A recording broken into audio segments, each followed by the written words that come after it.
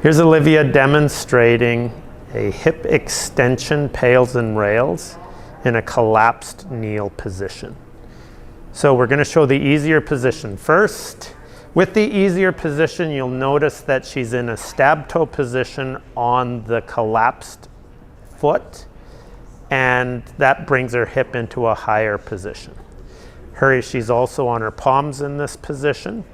And a good way to test to see if this is near your end range is without anything moving, seeing if you can lift the entire back leg off the ground. So Olivia can lift it quite high. So we're going to go for Olivia into a lower position where she collapses down and she finds that more straight leg position there.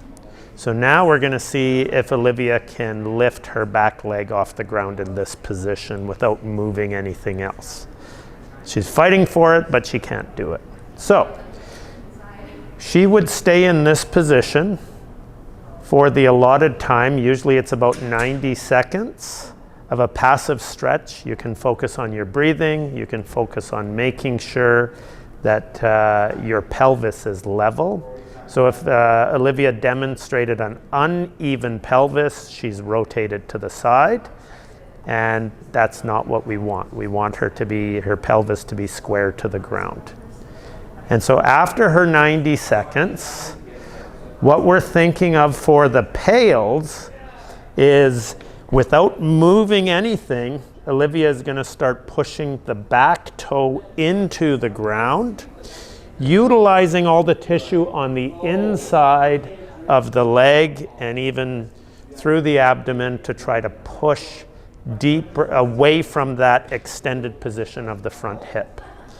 Once she's done her work in that, she's going to go into the rails. Now the rails is going to be the opposite. Without anything moving here, she's going to use all the tissue on the posterior side, including the glute, to try to lift the toe up off the ground.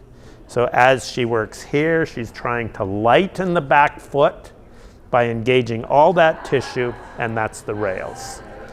The intensity and time of the PAILS and rails will be set by your trainer or your therapist. Pay attention to those details.